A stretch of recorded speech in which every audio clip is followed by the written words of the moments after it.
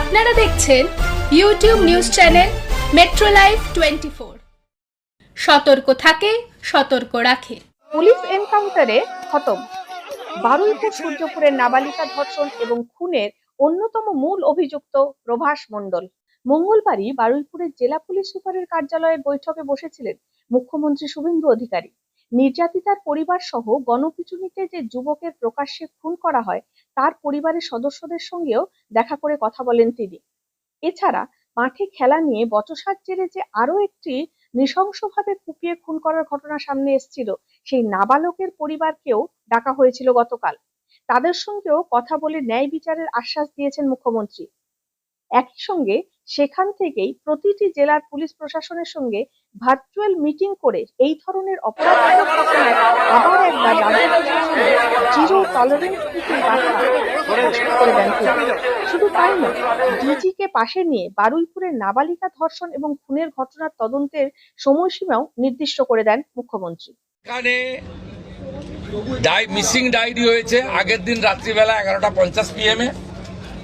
তারপরে ক্রমান্বয়ে যে ঘটনাগুলো হয়েছে মিনিট টু মিনিট আমি প্রাইমারি অ্যানালাইসিস করেছি। সূর্যপুর থানার ক্যাম্প ইনচার্জ দিয়ে then IC Baruipur, SDPO Baruipur, additional SP Baruipur in presence of the DGP and SP ADG IG. আমরা আমাদের পার্টও পুরো অ্যানালাইসিস করেছি। আমি ডিজিপিকে 72 ঘন্টা টাইম দিয়েছি। তিনি আমাকে আমি যা ফাইন্ডিংস পেয়েছি, ওনার যে অ্যাডমিনিস্ট্রেটিভ প্রসিডিওর রয়েছে প্রসিডিওর অনুযায়ী একটা রিপোর্ট দেবেন। রিপোর্ট দেওয়ার পরে অ্যাডমিনিস্ট্রেটিভ পার্টে আমাদের যে অ্যাকশন নেওয়ার, আমাদের কোনো লোকের যদি কোনো ওই টাইমের মধ্যে কোনো শিথিলতা থাকে 1%ও, সেক্ষেত্রেও খুব স্ট্রং অ্যাকশন নেওয়া হবে। এক্ষেত্রে আমার মেসেজ খুব ক্লিয়ার আছে, সবাই সেটা দেখেছে।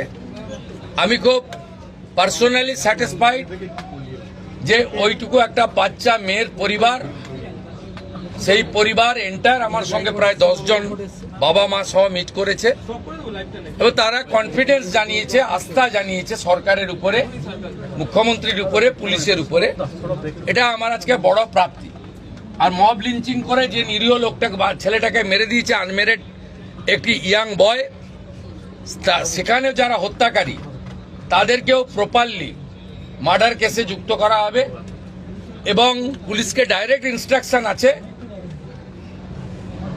যে যারা যারা হুলিগানিজম করেছে পুরো দিন ধরে তাদের এগেনস্টে অ্যাকশন হবে। আমি বেশি আইডেন্টিফাইড লোক তাদেরকে আমি পরিষ্কার বলে গেলাম, যারা উস্কানি দিয়েছে কারোর ইন্ধনে, পলিটিক্যাল বায়াসনেস নিয়ে, মিডিয়াতে পাবলিসিটির লোভে, সোশ্যাল মিডিয়ায় চিপ ভিউয়ার্স বাড়ানোর জন্য ওদেরও কিন্তু ছাড়া হবে না, তো তারাও ভুগবে, এটুকু আমি বলে দিই। মুখ্যমন্ত্রীর বার্তা স্পষ্ট হতেই নড়ে চড়ে বসে বারুইপুরের জেলা পুলিশ প্রশাসন। কারণ সূর্যপুরের নাবালিকা ধর্ষণ এবং খুনের ঘটনা সামনে আসতেই পুলিশি নিষ্ক্রিয়তার অভিযোগ উঠেছে প্রথম থেকেই। তার উপর ওই একই দিনে এলাকার আরো একটি নাবালকের নৃশংস খুনের ঘটনায় চাপ বেড়েছিল প্রশাসনের উপর। কি বলছিলেন ডিজি সিদ্ধিনাথ গুপ্তা? ইনভেস্টিগেশন ক্ষেত্রে আরো বেশি বলছি না, এটা যেহেতু ইনভেস্টিগেশন চলছে, খুব সেন্সিটিভ কেস আছে।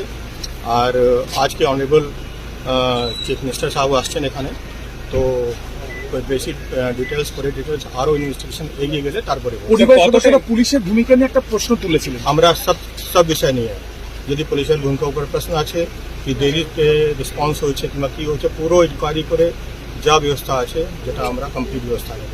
পরিবর্তনের বাংলায় এমন ঘটনার কয়েক ঘন্টার মধ্যেই সামনে এলো প্রথম এনকাউন্টারের ঘটনা।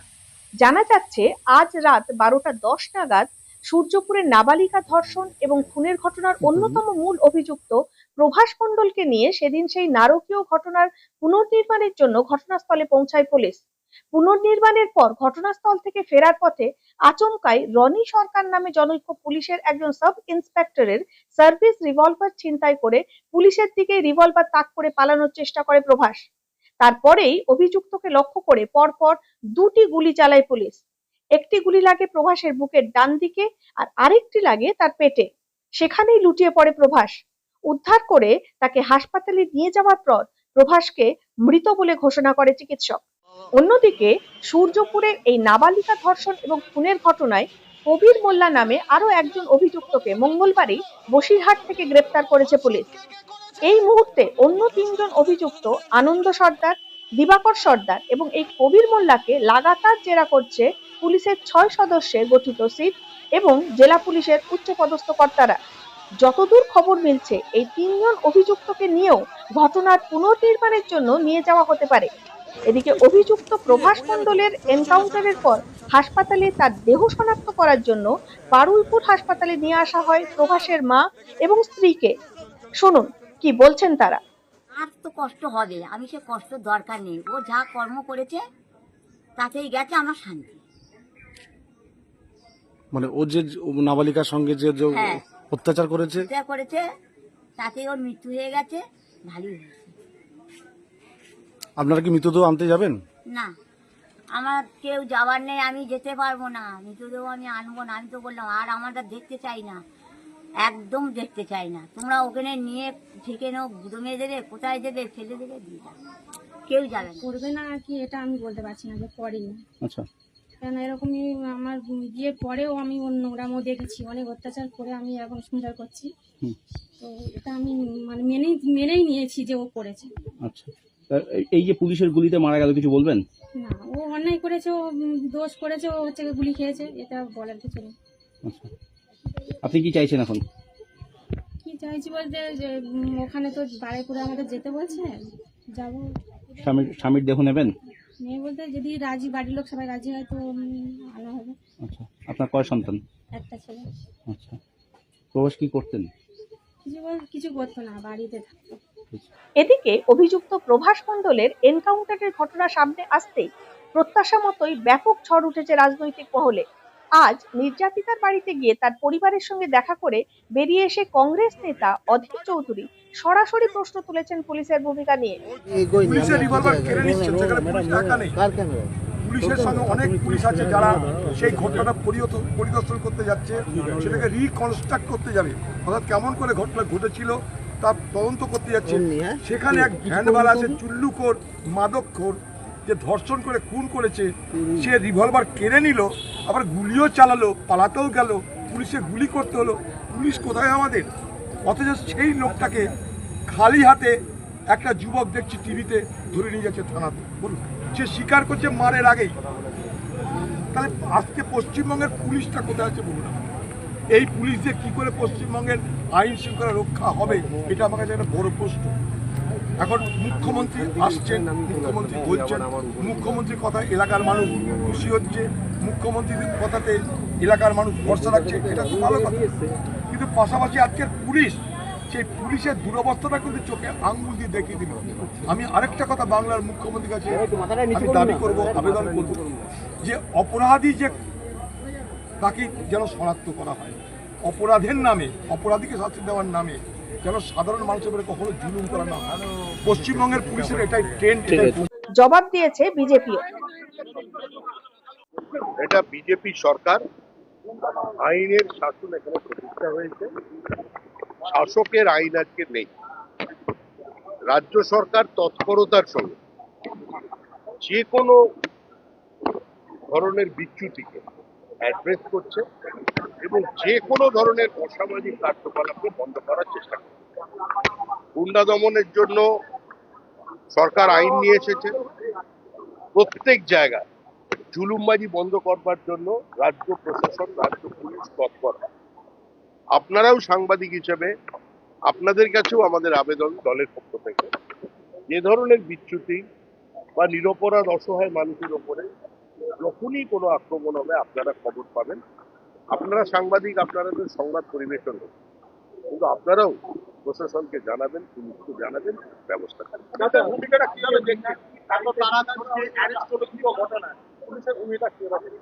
মানুষ বলবে। একই সঙ্গে অনেকেই সামনে আনছেন ক্ষমতায় আসার আগে একটি জনসভায় রাজ্যের মুখ্যমন্ত্রী শুভেন্দু অধিকারীর করা একটি মন্তব্যকে। আসুন দেখি কি সেই মন্তব্য। ধর্ষকদেরকে কোর্টে পাঠাবো না, সকালে জমা নেব, বিকালে খরচ করব। সত্যি বলতে কি, যারা শুভেন্দু অধিকারীর করা এই মন্তব্যকে হাতিয়ার করে রাজনীতির ময়দানে দাপাদাপি শুরু করেছেন, তাদের উদ্দেশ্যে একটা কথা বলার, প্লিজ একবার মনে করুন বিগত 15 বছরের সরকারের সময়কালে সেই কামদুনি হাঁসখালির থেকে অভয়ার মৃত্যুর ঘটনা হয়ে আজ বারুইপুরের এই নাবালিকার ধর্ষণ এবং খুনের ঘটনাগুলো নিয়ে জনমত কি বলছে। যদিও আপনারা তা মানতে পারবেন না, তবে যদি সেই সমস্ত ভুক্তভোগী পরিবারগুলোর কথা শুনতেন এবং বুঝে সঠিক পদক্ষেপ করতেন, তাহলে হয়তো এই রাজ্যে নারী নির্যাতনের পাশাপাশি এই ধরনের নারকীয় ঘটনাগুলো ঘটানোর আগে সমাজ বিরোধীরা 10 বার ভাবত। তবে শুনুন প্রভাস মণ্ডলের এনকাউন্টারের প্রসঙ্গে বারুইপুরের নির্যাতিতা নাবালিকার পরিবার কি বলছে। পুরো রাস্তা আছে, সরকারের পুরো রাস্তা ভরসা আছে। সিএম কালকের কথা দিয়েছে সেভাবে উনি যেভাবে কাজ চালিয়ে যাচ্ছে, আমরা খুব খুশি, অত্যন্ত খুশি। সিএম পুরো ফুল ভরসা আছে আমাদের। আচ্ছা, পুলিশকে লক্ষ্য করে পোস্ট গুলি চালাতে গেছিল না, ওটা আমি বলতে পারছি না, আমি তো সেই অবস্থা ছিলাম না তখন। একদম এনকাউন্টার, একজন মৃত্যু। টোটালি এর বেশি কিছু বলতে পারছি না, আমি পরিস্থিতি অন্যরকমই ছিলাম তখন। আচ্ছা, এটা শুনেছেন?